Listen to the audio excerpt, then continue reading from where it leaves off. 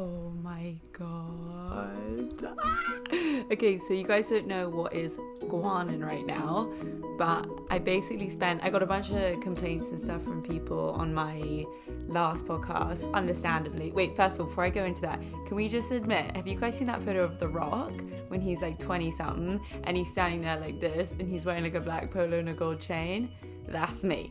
No, I'm kidding. I'm not comparing myself to The Rock because obviously he's a bit of a don and I'm, a different human being. Let me just readjust you. Sorry, I hope you enjoy how newbie this is. I might actually have to take this off. It just doesn't feel like me. It's coming off. All right, so the reason I'm like freaking out right now is because I spent a lot of time yesterday trying to hook up my like mic and how all this stuff works and headphones, and I was like, I don't understand why you need headphones. Like, I just didn't get it. And then I plugged in my headphones. Sorry, this is probably the most boring story ever, but then I plugged in my headphones and I couldn't hear anything, and then I just moved closer to the mic. Oh my god, I need to start an ASMR channel. I just got close to the mic and then I could like hear myself. So this is like the first time me being able to properly do that.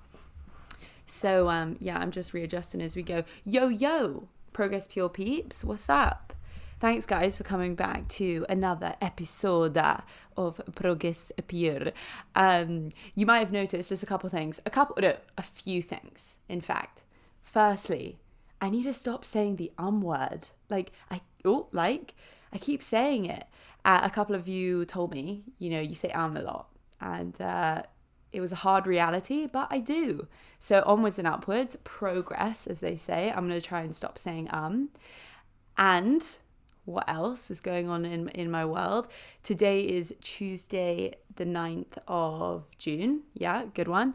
You might have noticed I removed my first podcast episode, partly because I got a few complaints about the audio just being, rather rubbish. So I've taken it down for now. And also, I'm going to be real. I want to be real with you guys. Also, my dad and my mom, they watched it and they were like, I think you should be careful about telling everyone about what you needed to get in your process of the visa. And I was like, I said, not And I was like, no, it's okay. Because I checked with the lawyers that I could say all that stuff. But they were like, just take it down just in case. So I decided to play it safe. And until I have that sweet 01 stamp in my passport, or my party port in my passport, I am just going to not have it up. And then I'll upload it once I'm officially in the United States of America, which is kind of looking like a crazy place to be right now and to go. But hey ho, I'm going to go. It's actually way better if I hold this thing here. As you can tell, I'm really still trying to work out everything. I'm just going to get to the point, basically. This whole podcast is about my fitness, my health, that whole journey. A lot of you asked about that and about my fitness and health journey, so we're going to talk about it. One thing I want to say is that obviously I'm trying to navigate this whole world and what my voice is going to be like in these podcasts, but I don't want to be that kind of podcaster who's just who's quite serious and talks about serious things, and because that's just not how I am as a person. So even when I talk about serious or stuff like this, we're going to try and have a great time and have a laugh and not take myself too seriously and just do what feels right. Cool. So jumping right in, what I put up on Instagram questions that you guys might have for moi, and one of them was if you were consistent with your one of them was if I was consistent with my exercises during the quarantine, and if I was, how did I manage? It's a good one. So firstly, I can be consistent, and I was consistent in the beginning.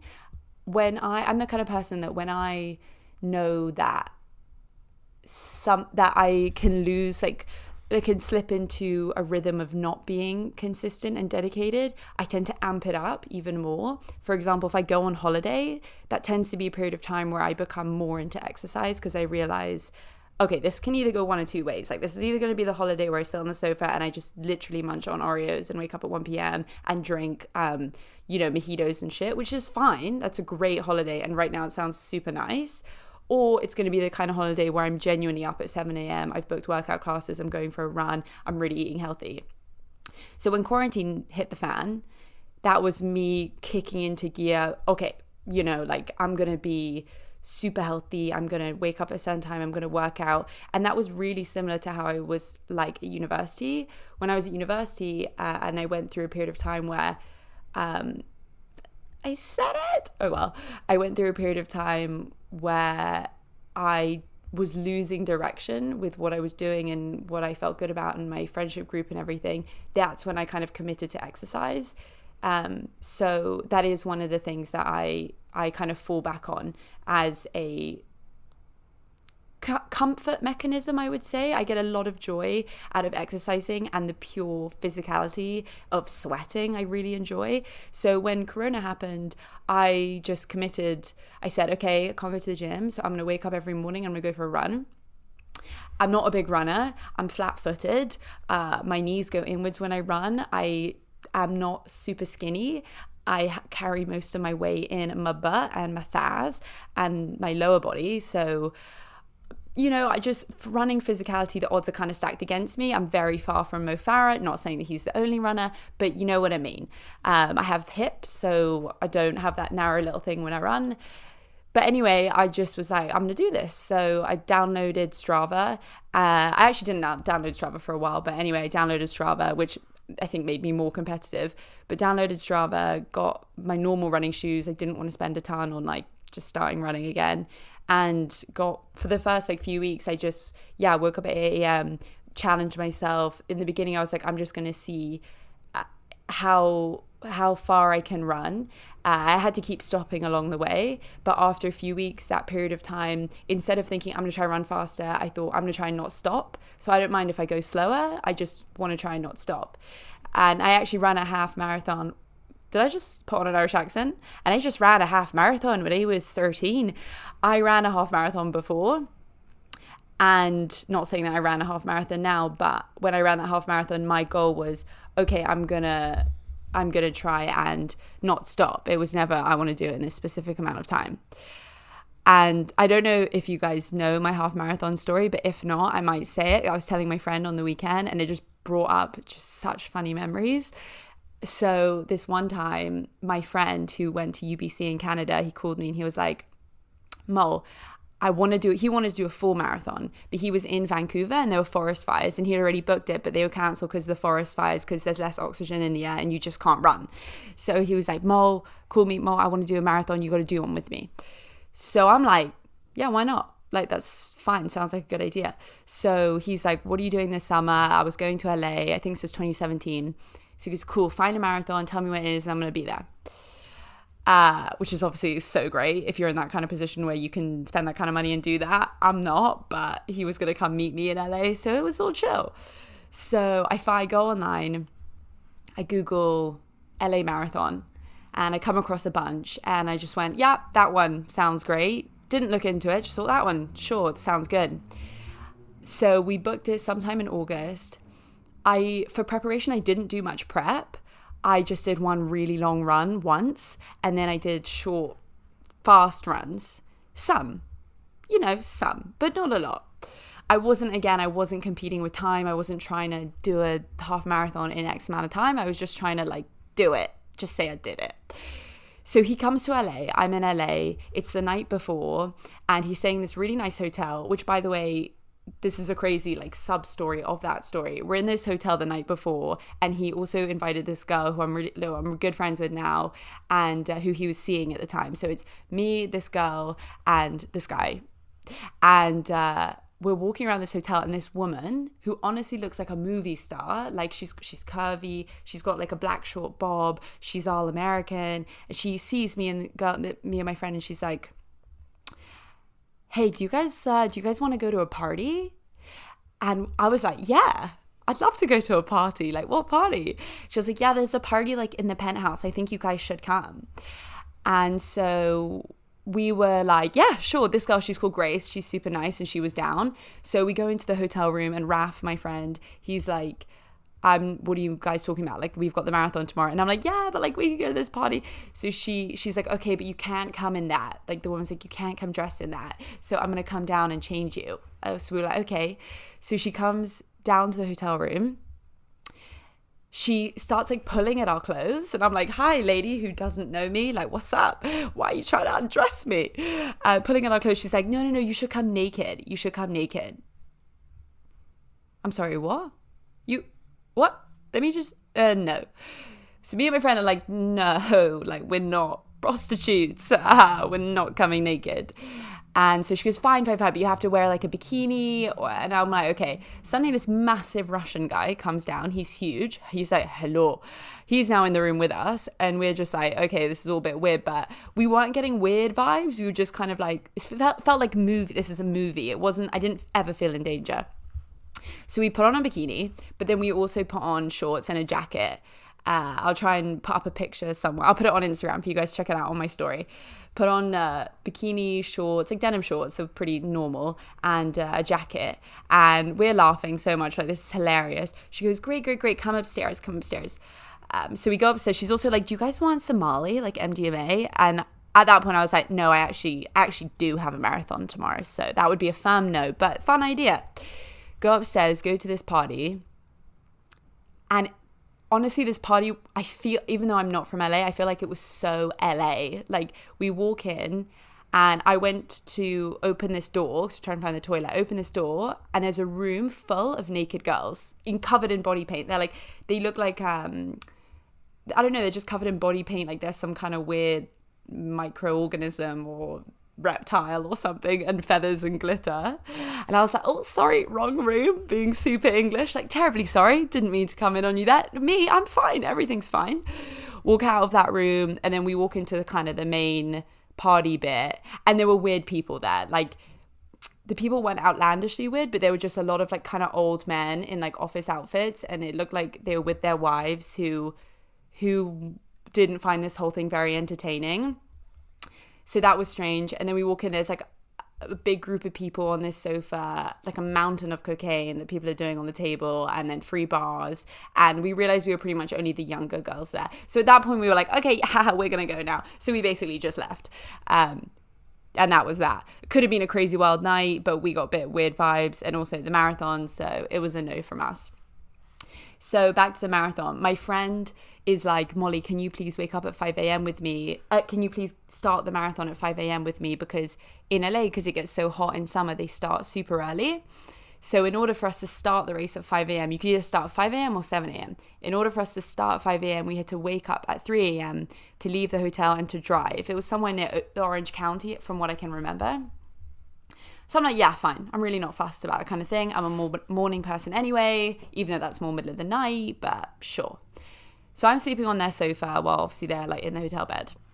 And no, they didn't get up to anything, by the way, in case that's what you're thinking, because actually, like, thinking about that would have been super weird. But no, they didn't, so that's good. So we wake up at 3 a.m. we went to sleep probably like 11 or 12, so it wasn't, I mean, it's 3 hours, so it wasn't great, but it wasn't terrible. By the way, I'm doing a half marathon this whole time. He's doing a full. So we're driving in the car on the way there. It's pitch black, and I'm nervous. You know, I'm actually kind of nervous. Like, I've only ever done one training half marathon when I had stopped, though. Like in London, like I was stopping. It hurt a lot, and I was really nervous. And I was like, Raf, I'm actually kind of scared. And he was like, bro, so am I. But don't worry, because there will be thousands of people cheering us on, and those thousands of people, they motivate you. You know, you hear that energy, and like you want to keep going, and you push through, and I promise you'll just feel so like electric that you'll just keep going. I'm loving it. I'm like, yeah, electric, 100%. I'm going to feel that way. Cool. So eventually the sat nav, or the little TomTom, whatever you call it, is like, you have arrived. And I'm looking around like, but we're literally in the middle of nowhere. Like, there are a few suburban houses. It's still pitch black, completely silent. Like, I'm pretty sure there were crickets. Completely silent, and no run in sight. It also smelt bad. I just want you guys to get the full picture. Imagine you're there, it's dark, it's at night. There's a weird smell, like it's a musky, not sewage, but like old boats and damp leaves, but also it's hot. So you're warm, your hair's frizzy, in which case my hair is frizzy, and it's a weird vibe. And we see a woman walking her dog. So kind of call her over. But it's basically just above a whisper. That's how quiet this place is. I'm like, hi, sorry, quick question. I was just wondering, do you know where like the LA marathon is? And she looks at me, what? I was like, the LA marathon. She's like, I didn't know that there was, sorry, let me do the accent. I didn't know there was a marathon. I'm not sure. No, I haven't seen anybody who's doing that. And I'm like, cool. So I don't know where we're going. And she goes, but there are a couple guys in the park. They look like they're going on a run. Maybe they know. Great. We'll ask them. So we drive over. We see the guys in the park. Now, the guys in the park are not like, 35-year-old guys in the park or whatever. They're old men. Like, one is really frail. You know, when people get old and they get so frail that their body kind of collapses inwards? That's the old age we're talking. So probably I would say 76 and above. One of them is blind, partly blind in the eye. I know that because we spoke to them. He's partly blind. So he has one eye for vision. And, obviously, what else would your eye be for? And we pull up and I was like, hey, we're looking for this marathon. Do you know where it is? It was called like Ocean something. I can't remember. And the guy goes, yep, that's it. This is it. What? So I was like, no, we booked like a big marathon. I thought, loads of people. He was like, no, we do this every Sunday. We just put it online for locals if they want to come. And yeah, we just run it every Sunday. So I burst out laughing. My friend Raf is like, what? Because he'd never done a full marathon, and he was really, really depending on that like psychological push from the people, that electric energy like that we were talking about. So I collapse on the floor laughing. Raf is like, what the hell? About 10 people show up within the next half an hour. One kid who's literally like 13 does this every Sunday. I was like, okay, Raf has flown halfway across the world for this jog around a park. It's not even one massive lap of a marathon. It's small. It's like, it's not even one massive circuit. It's laps. So like you do 6 laps if you're doing a full, and you do 3 if you're doing a half. And because there are only 10 people, they're kind of just like, go. And then you just run at your own pace on your own. Literally, you're not even with the people because everyone's obviously at their own pace. So you're completely on your own on the side of a dock of a boat harbour and then a bit of a highway. So literally, we were kind of doing laps on the highway. So I could have just stayed in London and done my half marathon. But anyway, that was a big tangent. But it was a great moment, one of my funniest moments in life, and I wanted to share that with you guys. It was a good story. All right, next question. Am I still fasting, and what do I think of time-restricted eating? Great question. I am actually currently fasting. I haven't fasted in a long time. And by fasting, so there are a couple things with fasting. One, I totally see the benefits of it. I really like the idea that you restrict your window of eating, because for me, I'm a big foodie. So I'm honestly, if I am like, oh, I can eat now, I love to just snack and kind of constantly eat, which is not great, it's not great from a perspective of, I think you should only eat when you're hungry, unless, you're just having a great meal or a good time or whatever, or you're with friends, etc. But if it's just a daily basis, I want to try and eat when I'm hungry. So time restricted eating is something which I benefit a lot from if I can get into the cycle of doing it. It's not easy, and I have found previously in the past that if I set a time that I have to stop eating at night, I get like psychological tricks where I'm like, oh, one Brazil nut won't hurt, or like, oh, a grape is fine. And it's not even that I really want it, it's that I want to break the time frame. Like I kind of get really frustrated at a time frame. So what I do is I'm really good in the morning. So if I can push back how long I'm going to start eating and then make my window of eating kind of smaller in the evening, then I do that. So for the last 2 weeks, I've been having my first meal at about 3 p.m. and I don't have an end time. So if it's if I have, my last meal at 9:30, then fine, but that's kind of rare. Normally I'll have something to eat at 9:30 and then also at 10, I'm like, I kind of want a bit of a snack. I don't like the idea of going to sleep and not being able to eat if I don't want to, which I know contradicts what a lot of people say, that you shouldn't eat just before bed or whatever. to be honest, I don't care like that much to not eat when I want to eat. The reason why I don't eat to 3 p.m. is not because I'm trying to be skinny, or it's not weight specifically. Everything is kind of tied into weight, I suppose, but I genuinely feel better physically and mentally when I postpone my first meal. I like that feeling of feeling lean in the morning, of being a little bit hungry. I quite like, and like getting that hunger, because also it makes just food taste significantly better when you're hungry. So then when I eat my first meal, I tend to also be a lot healthier because I'm like not picky about what I'm eating, because I'm like, I just want food. So then what I make is like, one time in the week, what I'll normally do is make like a big batch of roasted vegetables and meat. Sometimes meat, I'm not too fussed on the meat, but like a big batch of roasted vegetables, I keep that in the fridge. And then at 3 p.m, I'll eat like a big bowl of that. Vegetables, literally like broccoli, zucchini, garlic. Friggin' love garlic when you roast it in the oven with olive oil. But oh my God, don't want to smell my hands. That's a bit grim.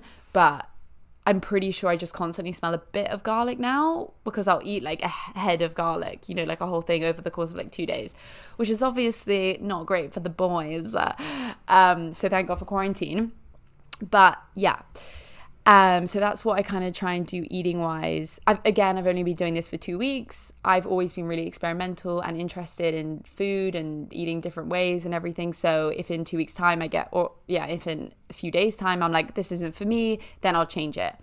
But yeah, I'm a big fan of restricted eating. A lot of my friends have been doing it, and that's why I kind of got inspired to do it this time around. Then again, guys, adding another layer to that, I think a lot of people wouldn't see what I do as restricted eating, because I don't really like to restrict myself that much. So even though I say I don't eat my first meal till 3, that's true, but it's not like I only drink water and black coffee till 3, which is what a lot of people would define as proper fasting. I will have coffee with a little bit of soya milk. Some things that I've read say, oh, as long as you're consuming under 50 calories within that time window, you're fine. Some things have said you can't drink coffee with anything. Some things have said you can only have water. Some people even like doing water fasts. What? I'm sorry, what? Those people enjoy torture, because there's restricting yourself from eating, which I totally get, and then there's just depriving yourself of H2O. I don't want to do that. But each their own. I'm not judging you. I'm just saying that your way of life is a crazy way of life. So yeah, and I just like to have coffee with soy milk in it. And to be honest, not having super big restrictions for me is better, because like I said, otherwise my brain plays tricks on me, I think, a little bit, and I become frustrated. And then if I don't do it, like if I don't if I say, oh, I'm only going to do restricted eating and not have soy milk, and then I have a bit of soy milk, then I get into I feel bad, you know, and then it's just, it's not for me. So yeah, that's what I aim for. Some days on the weekend though, if I'm seeing friends, I know that around 2, I will get actively hungry. So I try and drink as much water as I can when that happens. I try and drink as much water as I can throughout the day anyway, but particularly around 2. So I know I'm not, if you're hanging out with me at 2, I don't want to talk to you. Even 1 or 12 to 3, I'm just like, leave me alone. I want to be in my own space. I'm kind of getting on the verge of hungry, so I don't want to have to engage with you that much. And I'm just going to concentrate on my work or focus on something else. So like I said, if I'm seeing friends, I will eat at 11, 12, whatever, because I don't want to be a party pooper. Yeah. So next question, how do I get the body and mind in sync, both on board and determined to thrive? So that last bit might have sounded confusing. That's what this girl actually messaged me saying. I assume what she's trying to say is, yeah, how do you get your body and mind to sync with each other?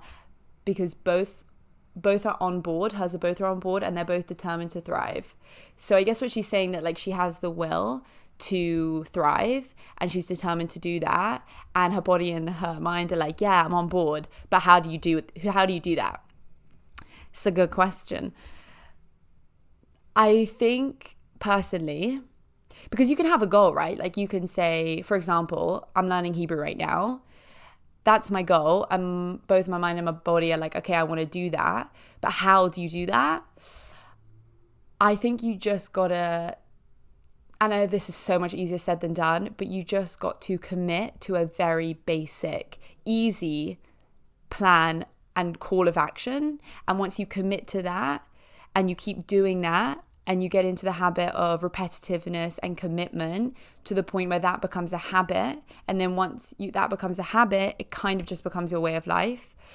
I struggled with this when I first started Progress Pure. If you don't know, the reason why I originally started that account was because I had my mind and my body were like, okay, I want to get fit, but doing it, I was like, I don't understand how people do it. So I made the account initially to hold myself accountable to that and hold it as kind of like an online diary.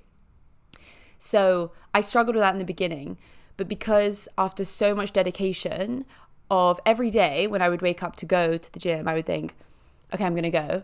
And there would be some days where I would get in my head about it and be like, oh, I really don't want to go, and I've got to walk in the rain outside and it's freezing. Like I went to uni in Edinburgh, it's freezing, and I'm going to wear my trainers, which have got a bit of holes in them, and I'm going to walk in the rain for about half an hour, and I haven't updated my playlist. Like there are so many things you can think about. Don't allow your brain to do that. You just wake up, and as soon as you start thinking about it, shut it off if you can. It's hard, but the more you practice it, the easier it gets. Shut it off and just go, no, I committed to doing a 20-minute run. I'm doing that. And you know what really helps with that is to think, you know, I've gone through the psychological anguish and guilt of saying I'm going to do something and not doing it. I'm just going to try giving something else a go. I'm just going to try and do it. So I don't have to go through that whole process again of feeling that way. And I feel that when I go spinning now, my mom is a spin instructor. Her Instagram is Spin Off London. Cheeky plug. And when we're spinning together, spinning is like on the stationary bike, if you don't know. When we're spinning together, she owns her own spin studio. She's a teacher and an owner, entrepreneur. When you're on the bike and you're spinning, there are times where I'm like, I can't do this. Like, this is really hard. And in those moments, I try and think to myself, no, I'm not doing this again. I've done this. I've said that to myself. I've been there and I've quit before, and I'm not doing that. I'm just going to try and keep going. And that pain that you feel, if you can try and turn that into pleasure, as torturous as that sounds, then you can keep going. So yeah, my recommendation would be how to get your body and mind in sync. There's a lot of practical things you can do, like if you're in a good mental state anyway, if you had enough sleep, if you drink enough water, if you have good relationships with your family, if you have done compassionate things with other people in your network, all of that makes this easier. You know, if something terrible has happened and you're also trying to take on a challenge, that's kind of like climbing up a mountain with like a massive rucksack, having never climbed up a mountain before. So just try and get yourself into a very good place externally and internally. I mean, external things are always going to change, so maybe not externally, but like internally try and get into like a zen zone, if that makes sense, and then take on a challenge or a new commitment like that. Because when you are feeling calm and content and good, then your brain can learn and is much more accepting and much more curious about the journey. So that would be my advice. Yeah. So next question. How has my approach to fitness changed when I stopped posting on Progress Pure? So it has and it hasn't. It has in the sense that it opened up my mind to, or even opened up my kind of world to being like, oh yeah, I don't have to just go to the gym and just focus on my ass, or like trying to do weights or trying to film videos. And in a way, it made it better. In a way, it's been a relief, honestly, because I've been able to go to the gym now, or not even just go to the gym, but like exercise and not think, oh, I need to exercise because I'm trying to build a bigger butt, or like because I'm trying to grow muscle, or I need to go to the gym and film an upper body workout. And it changed in that perspective, and it allowed me to just focus on different things that I found interesting. It allowed me to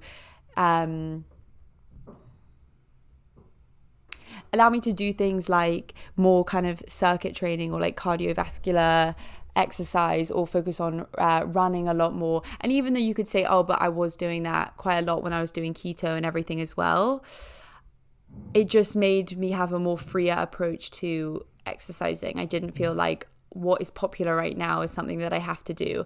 However, it didn't change it as much as you would think, I think. And by you, I don't mean, specifically you. Obviously, I don't mean that because I don't even know specifically who I'm talking to. So it didn't make me change my perspective on it that much. I still exercise a lot because since having Progress Pure and since developing that appreciation for exercise and love for it, it made me see it always since then as something which I need to do as a stress relief and as something that gives me pleasure. So I still do it all the time. I still exercise. I've still gone through periods where I've joined a gym and said, okay, I'm just going to focus on building my legs or my butt or my upper body, or I'm still going to be doing circuits and sprints. And I've still found it interesting to research different things in exercise, which is something I found really interesting doing when I was doing Progress Pure, like researching all different types. And if you guys have my workout guides, researching different sets and reps and putting those together and how you can get the most amount or whatever kind of goals you're trying to get from doing that. So like, for example, if you're trying to do strength training, then doing minimal reps is better, something from, 1 to 4 or 5, some people would say, if you're trying to get stronger. So I still find it interesting. I still research a lot. I don't think my relationship to exercise has actually changed that much since Progress Pure, still doing it a lot. So yeah, it's pretty much it. I still do it. I still love it. And yeah. All right, next one. How did I combine my studies with fitness? Also a good question. So if you guys don't know, I was at Edinburgh and I'm not studying right now. So it's actually probably harder for me to maintain my fitness now that I have a job. But whilst I was at uni, I was kind of chilling. Like we didn't really have that many tutorials or that many lectures. And if you did, you could miss them. I actually genuinely didn't miss them because I'm not like that. I'm very much like I need to be there and absorb the information or else I'll probably fail or something. So, I just made sure that the first thing I did was work out in the morning. I'm very much a morning person. So if I can wake up and go exercise before I eat anything, that's ideal because that way, one, I'm going to feel better about myself for just the challenge of waking up and doing something that was difficult and still striving through. And my energy is super high when I wake up. Like I could wake up straight out of bed and be like, whoa, yeah, let's go. So, and at nighttime at like 3, 4 p.m., I start to like dwindle. It's kind of crazy. I'm like an old man or an old woman would probably make more sense. So I would just wake up and make sure it was the first thing I did. Even if I had lectures sometimes at like 9 a.m., I would still wake up, walk to my gym, exercise, go to the lecture. Isn't this so gross as well? I was thinking about this the other day. When I was in my first year of uni, I just did not shower after the gym. I don't know why. The thought genuinely didn't even cross my mind. I started going to the gym with my friend and he was like, oh, I'm going to go take a shower. I'll meet you after. And I was like, why can't we just go? Like, just get changed and we can go. And he was like, that's disgusting. So then I was like, oh, right, that's disgusting. I didn't know that. So then I started taking showers. And now, thank God, I can't really imagine a world where I work out and don't shower. Maybe because I progressively started to smell worse as I got older. Anyway, so yeah, personally, I would say you can always make time and you can always make an excuse. So don't make an excuse and just do it, basically. That is pretty much what I've got to say about that.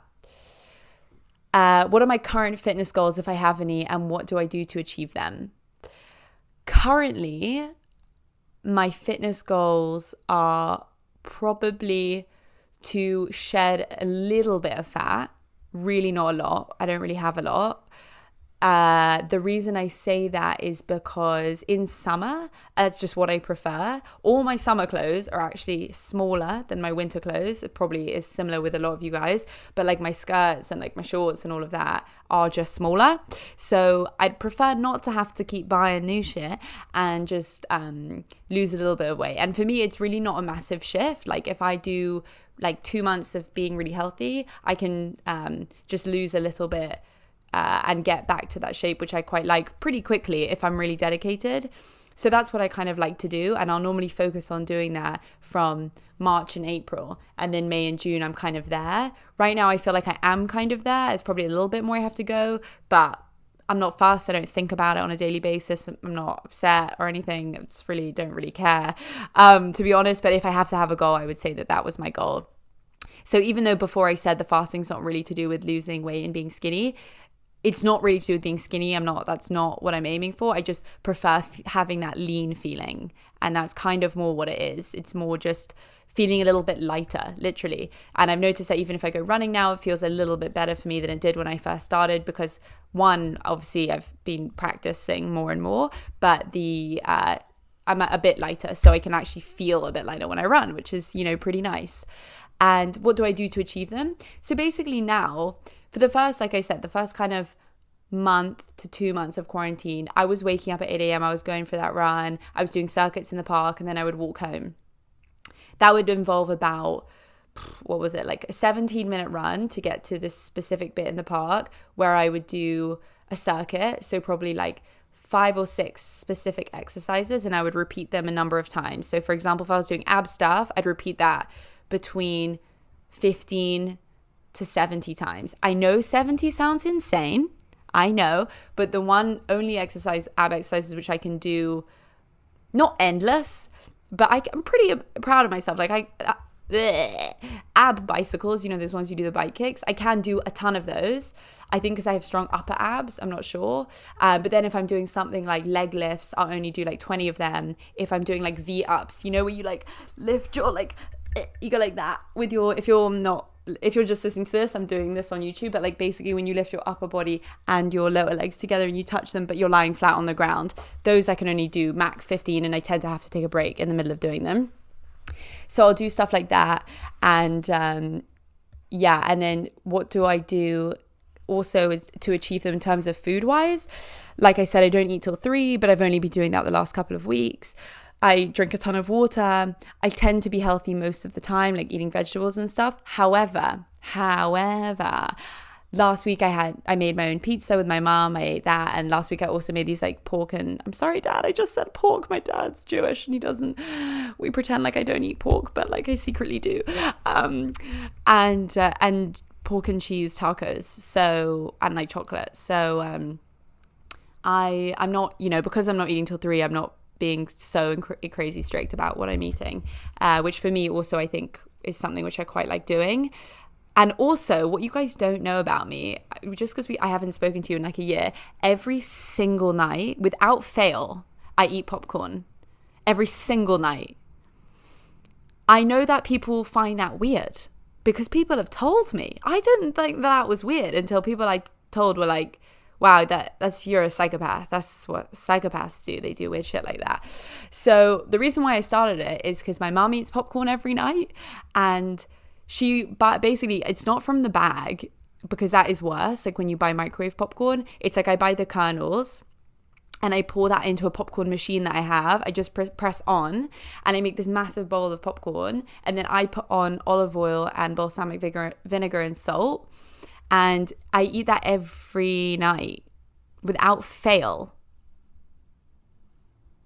unless I'm going to a restaurant, which obviously I haven't been doing because of Corona. So unless I'm like making dinner with friends, like when I had the pizza with my mum last week or the tacos I did because it was like a work social, then I'm a popcorn girl. I have that every single night without fail. I'm sure I'm going to get a bunch of weird questions on that, so feel free to ask me because I know it's weird. Basically, the reason I do that, so at 3 p.m. I'll have my main meal. Then I'll have kind of a snack at like 5-ish, something like fruit or what will I have? Sometimes avocado and eggs, like kind of a small amount though, not a lot. I drink a ton of tea and coffee and water throughout the day. And then at 6:30, guys, every single day at 6:30, I get so excited. I run into my kitchen. I get my big pink bowl. I put it under the popcorn machine and I press on and the popcorn comes. And then after like 5 minutes, I'm in my bed and I'm watching a TV show and I'm eating my popcorn every night without fail. And then sometimes I will have another bowl because I just want to. And yes, you are right. There is no nutritional value from doing this. It's just, like I said earlier, I'm a foodie and I love the process of just putting food in my mouth. And I get to do that with popcorn and enjoy a TV show, and it just tastes good. So that's what I do. And then sometimes I'll have frozen bananas after that. I'll blend frozen bananas because it tastes like ice cream. Or sometimes I'll just, if I am hungry, which to be honest, after 2 bowls of popcorn, I'm not, or even 1 bowl. If I am hungry, then I'll eat like some chicken or more veggies I've got in the fridge, or eggs or whatever, or nuts if I have any. So that's what I do. Do I recommend that for someone who's trying to stay fit? No. It's totally unnecessary. If someone said to me, I'm trying to be fit, what should I eat? I would say have something fatty, omega-3, salmon, chicken, vegetables, steam it, try not to fry it, eggs, just basically veggies, bone broth, something with nutritional value. I'm not recommending what I do. I'm just telling you that I'm a bit of a nutter with my popcorn. How do I keep my skin healthy? Wow, what a lovely question for someone to ask, because they're implying that I have lovely skin, which is so nice, because I do, but I really didn't always. Like, you guys can check out my Roaccutane video. I had really bad skin. I had acne, proper acne for a while. And last summer, it kind of got bad again. It wasn't as bad as it was, but like it was like spotty. And so I started taking an antibiotic called limacycline.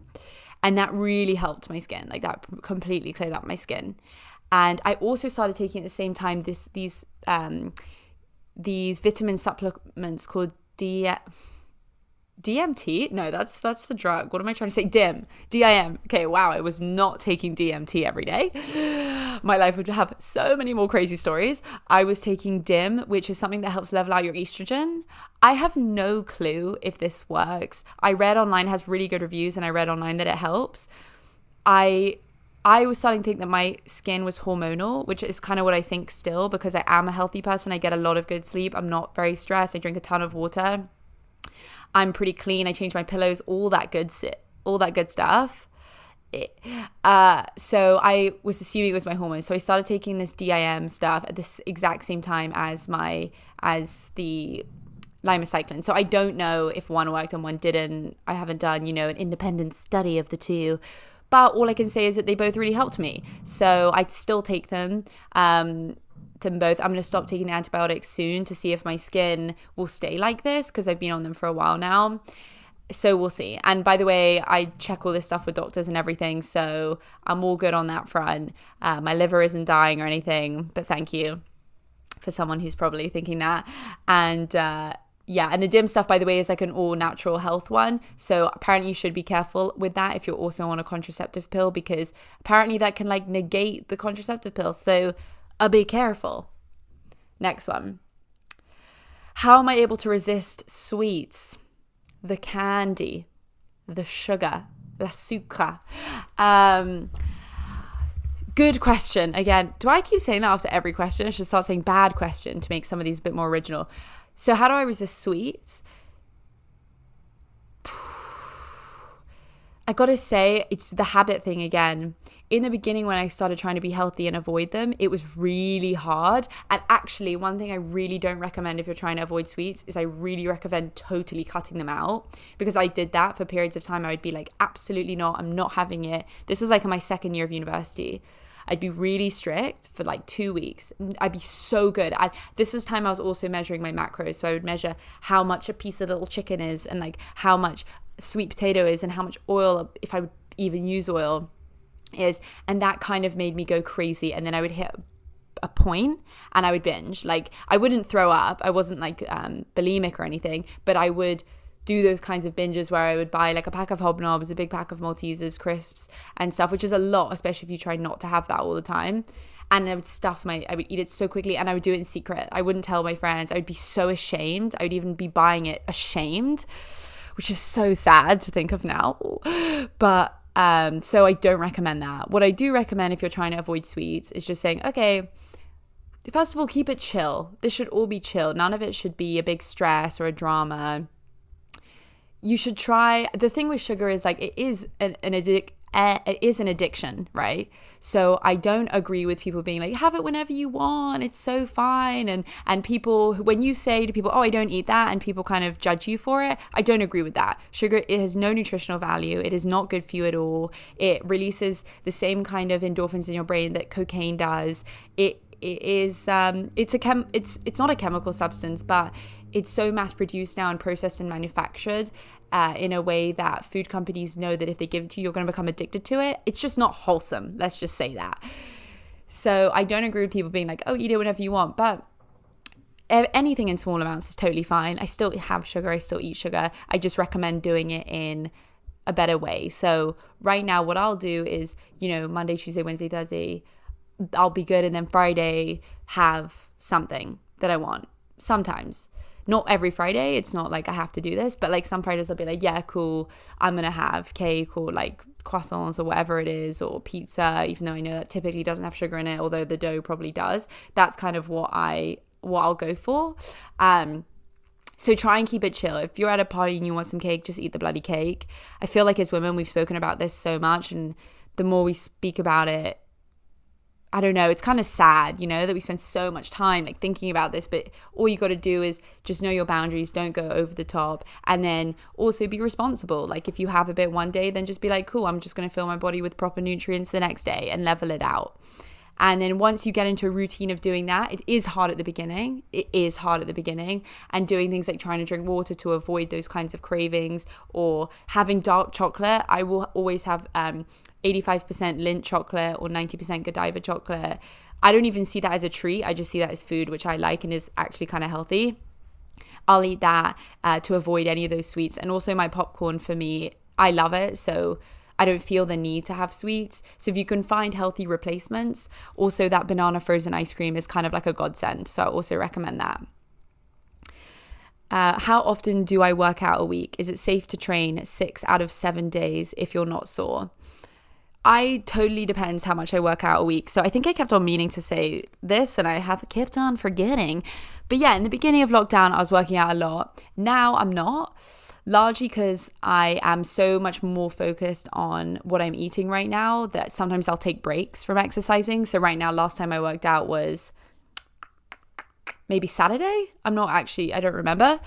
But yeah, so you can work out 6 or 7 days a week if you want. A lot of people do work out 7 days a week. I think what's that designer called who designs those clothes? Oh God, that's not good. Anyway, some people, she's like an Italian designer whose brother got shot. Oh my God, how do I not remember her name? Versace? Is it Versace? I think it's Versace. Donatella Versace, yeah. She exercises every day for 5 minutes. Like that's kind of her mantra, that like every day she wants to exercise, even if it is just for 5 minutes. So it depends. If you're someone who says, I'm reading this book by Anwar El Sadat right now, who was the president of Egypt, and he, classifies exercising as walking 2 miles every day. So if you want to do something every day, I think that's totally fine.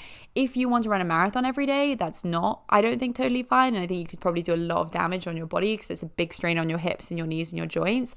But as long as you're just like, if you just want to sweat 20 minutes every day, then go for it if that's what makes you feel good. If you don't want to do that every day, you prefer doing 3 days out of 7. I personally don't enjoy working out every day.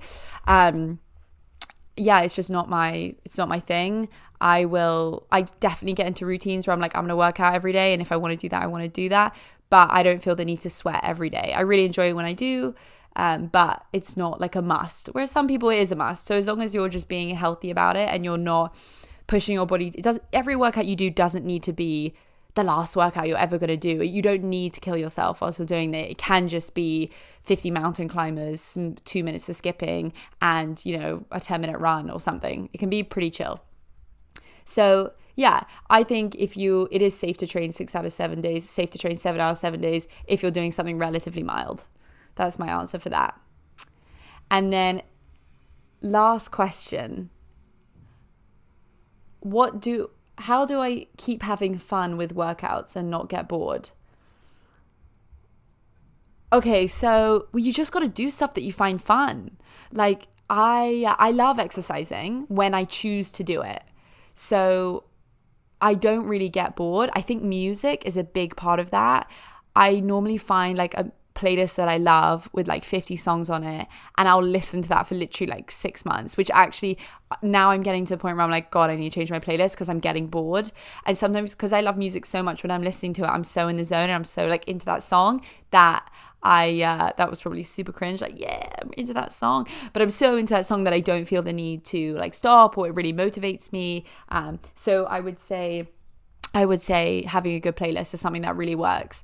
Having fun as well, just changing it up, like trying new exercises you've never tried before, and also kind of like failing at them and finding it fun, and then getting your muscles to memorize that is a cool thing to do too.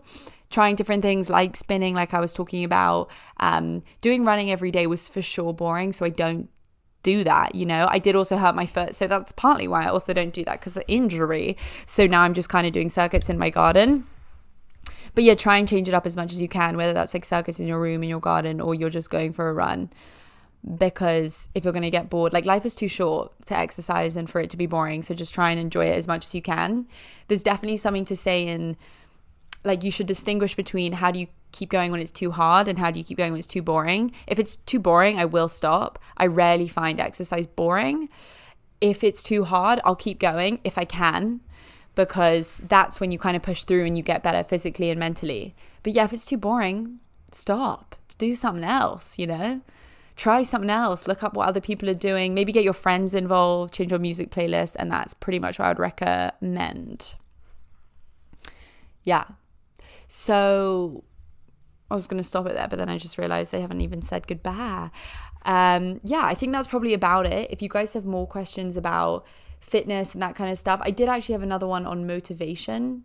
How am I mindful and stay motivated? With motivation, if you set a goal, you should set it because that's something you really want, because you're going to spend the most amount of time and energy you have in trying to achieve that. So you got to make sure this is something you really want. Do you really want to change your mind, and do you really want to become healthy and more fit and learn more about your body and fitness and everything? Because if you do, then you make that choice and you should commit. And the way that I would stay motivated, to be honest, looking at my old things on Progress Fuel sometimes motivates me. Like, I'm like, wow, like, that was really cool that I stuck to that and I did that. And so sometimes drawing on old motivation that I had helps me. Other things are, like I said, good music, or thinking about my life, where it's going to be if I achieve this. Like, for example, I know this sounds so silly, but sometimes I don't know if you guys have ever got this, but when you're in a nice outfit and you're looking all good and like you feel good, and you like walk into a bar or a restaurant or something and you feel confident. I get that. I don't know if you get that. Sometimes I get that, I walk in, I'm like, yeah, I feel really good about myself. That feeling motivates me. So when I'm exercising, sometimes I'll think to myself, there's going to be a time when that happens, when I'm in that scenario, and I want to feel as good about myself as I can. And that will push me to go forward. That's the biggest thing I can probably say for motivation. But also things like, if you're eating well, then you're going to be exercising well. And it's like a, positive feedback loop. So if you can try and be good on that front, then you'll be good on the exercising front and you'll feel more motivated. Even potentially following people that motivate you or inspire you, that helped me. Now I don't really enjoy doing that, because I find it sometimes can be more detrimental, because it makes me compare myself to where they are and where I am. But in the beginning it did. So it kind of just depends on that kind of stuff. And then the last question, the mindfulness one, how am I, mindful, and I guess how do I keep my well-being in check? That I'm actually going to talk about that in a different podcast, where I talk about the 7 habits of highly effective people and how that has kind of changed my life perspective for the better, and how that has made me more mindful, and books I'm reading and everything. So I'm going to go into that in a different one. But thanks guys for listening, and we'll chat later.